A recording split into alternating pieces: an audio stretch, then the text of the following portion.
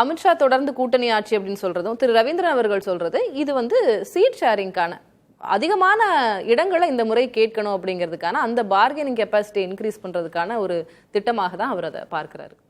முதல்ல ஒரு யதார்த்தம் என்னங்கிறது நம்ம சொல்லுவோம். மக்களின் எதிர்பார்ப்பும் அதான். அடுத்த வர ஆட்சி வந்து கூட்டணி ஆட்சி தான் அப்படிங்கிறது தான் யதார்த்தம். மக்கள் அதான் எதிர்பார்க்குறாங்க.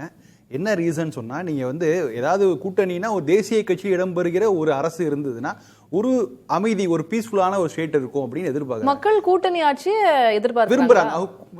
பர்டிகுலரா தேசிய கட்சிகள், அது பிஜேபியோ காங்கிரஸோ ஏதாவது இடம்பெற வேண்டும். இது வரைக்கும் அந்த மாதிரி ஒரு என்ன காரணம்னா, நீங்க பாருங்க, கடந்த 5 ஆண்டுகள்ல இந்த நிதி நெருக்கடியிலேருந்து சென்ட்ரல் ஸ்டேட்டு இந்த குரல்கள் எதிர்கல உரிமை குரலெல்லாம் இருந்து உரிமை குரலெல்லாம் மக்கள் புரிஞ்சுக்க முடியுது. ஆனால் அதில் வர குரல்களில் வந்து ரொம்பவே ஒரு மாதிரி ஒரு சலிப்பு தட்டிடுச்சு. இங்கே வந்து எப்போ பார்த்தாலும் சத்தம் போட்டுருக்காங்க, கொஞ்சம் சண்டை போடாமல் அமைதியாக நமக்கு தேவையானதை கேட்டு வாங்குங்க அப்படிங்கிற, அது செய்தால் என்ன அப்படிங்கிற மக்கள் மனதில் ஒரு கேள்வி எழுது. ரெண்டாவது, நீங்கள் வந்து தேசிய கட்சி உள்ள இடம் வரும்போது அதுக்கான ஒரு நம்பகத்தன்மையை எதிர்பார்த்து அவங்களும் அவங்களுடைய இமேஜ் பாதிக்கப்படக்கூடாது அப்படிம்பாங்க. நம்முடைய திராவிட கட்சிகள் ஆளுங்களோட பிரிங் தம் இன்டு தி ஃபோல்டுங்க மாதிரி அவர்களையும் நம்ம உள்ளுக்குள்ள வச்சா, நீ வெளியில இருந்தா நீங்க எங்களுக்கு எதிராக அப்போஸ் பண்ணுவீங்க, ஸோ எங்க கட்சிக்குள்ளே இருந்தீங்கன்னா இந்த குரல்கள் எழுப்புறதுக்கு வாய்ப்பு இல்லை அப்படின்னு கூட நினைச்சு என்ன காரணம்னா, ரொம்ப முக்கியமான புள்ளி ஆக்சுவலா ஏன் மக்கள் செலுத்தி போறாங்கன்னா, கடந்த 10 ஆண்டுகள் அங்க பாருங்க, 10 ஆண்டுகள்ல இங்கே இருந்து கிளம்பி டெல்லி போனவங்களாம் எதிர்கட்சி வரிசையில் இருந்துட்டு வந்தாங்க.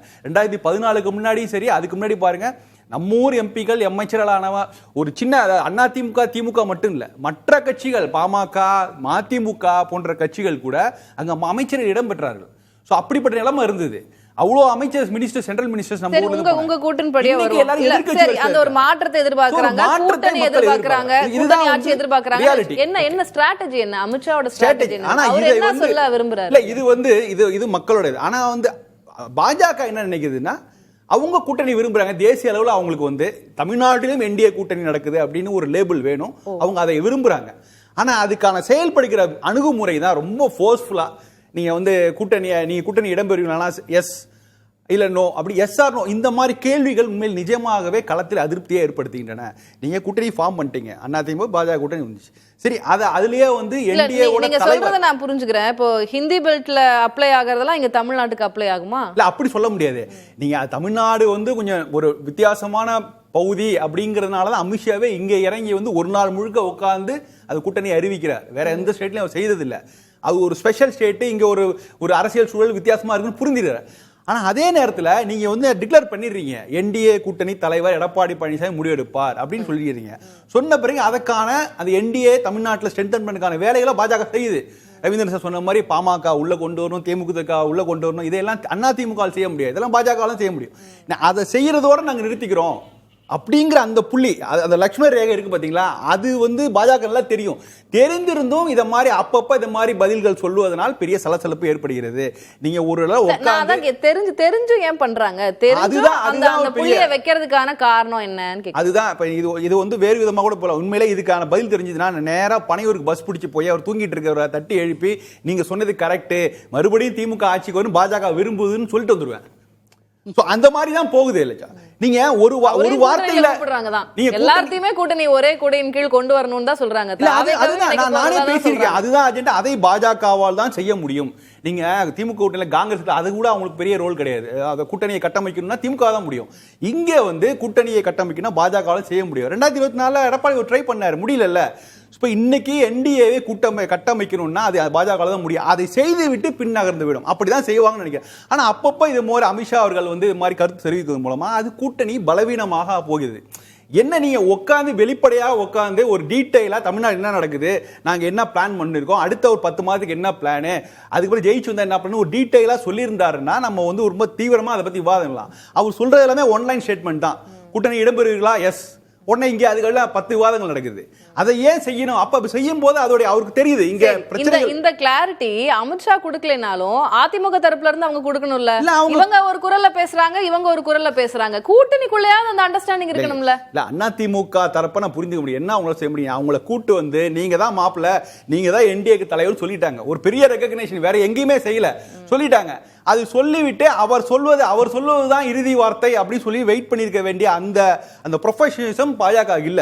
நாங்க இதுதான் எங்களுடைய பிளானு, ஆனா இது இறுதி முடிவு எடப்பாடி பழனிசாமி அறிவிப்பார்னு சொல்லியிருக்கணும்.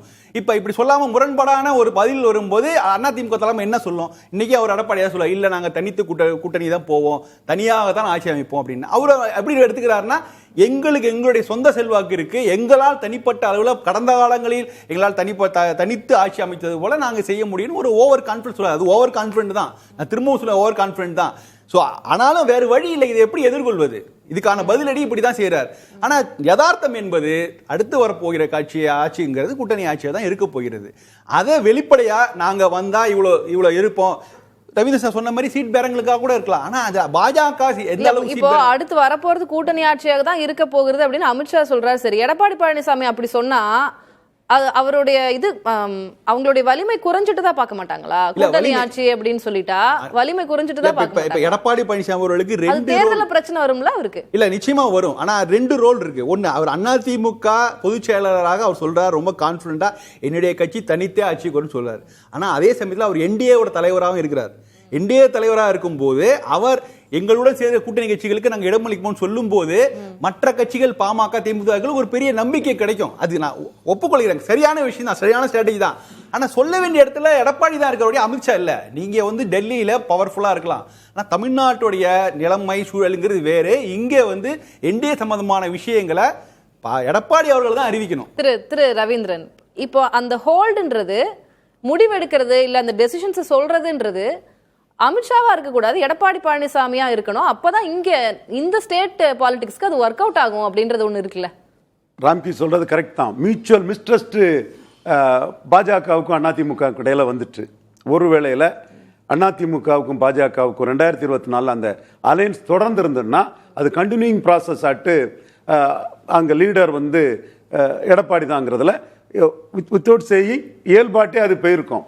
இப்போ அவங்க பிரிஞ்சு நாங்க பெரிய அணி அமைப்போம், மெகா கூட்டணி அமைப்போம்னு சொல்லிக்கிட்டு 1% வாக்கு பலம் கொண்ட ஒரு கட்சியை வச்சு கூட அவங்கள நம்பி வராம பாஜக இதான் எங்களுக்கு மைனஸ்ன்னு சொல்லியும் பாஜக இல்லாம யாருமே வராத ஒரு சூழ்நிலையில அணி அமைப்பதில் வல்லவரான அண்ணாமலை எடப்பாடி அணியை விட ஒரு பெரிய அணி 26 அமைச்சிருவாருங்கிற ஒரு சூழ்நிலையில தான் அவர் உள்ள வந்திருக்கிறார்.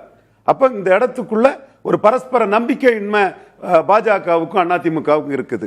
அதுதான் பெரிய கட்சியான அதிமுகவை நீங்க தான் எல்லாம் பார்த்துக்கணும், நீங்க தான் ஆளினாலுன்னு இரட்டை தலைமையா 2021 இருந்த மாதிரிப்பட்ட ஒரு முடிவை பாஜக கொடுக்கலங்கிறதா உண்மை. ஒரு பரஸ்பர நம்பிக்கையின்மைன்ற பதத்தை அவர் பயன்படுத்துறாரு, அப்படிதான் இருக்கா? இல்ல, அந்த பரஸ்பர நம்பிக்கை இன்னைக்கு வேணா அதுல ஒரு பெரிய ஒரு முரண்பாடான விஷயங்கள் இருக்கலாம். நான் அந்த ஒரு பாயிண்ட் மட்டும் சொல்றேன். 2024 நாடாளுமன்ற தேர்தலில் எடப்பாடி தலைமையில் ஒரு கூட்டணி அமைக்க முயற்சி நடந்தது, டேக் ஆஃப் ஆகல. அதே போல அண்ணாமலை அவர்களும் முயற்சி செய்தார்கள். அதாவது எடப்பாடி ஒரு ஃபெயிலியர் தான், அதை விட மோசமான அட்டர் ஃபிளாப் அப்படி சொல்லுவோம்ல, அதுதான் அண்ணாமலை அமைத்த கூட்டணி. நீ கம்ப்ளீட் ஃபெயிலியர். அப்படி இருக்கும்போது நீங்க திரும்ப அண்ணாமலைக்கு ஒரு சான்ஸ் கொடுத்து அண்ணாமலை தலைமையில் அவர் ஒரு அதிமுகவை தவிர்த்து விட்டு ஒரு கூட்டணி அமைப்பார் எப்படி பாஜக தலைமை எதிர்பார்க்கும்? ஆல்ரெடி அவர் அதிமுகவோட அதிகமான ஒரு பின்னடைவு பாஜக தான் ஏற்பட்டது 2024. ஏன்னா அவங்களுடைய தேர்தல் அது மோடி வர வேண்டுமா வர வேணாங்கிற ஒரு 2000 நாடாளுமன்ற தேர்தல்.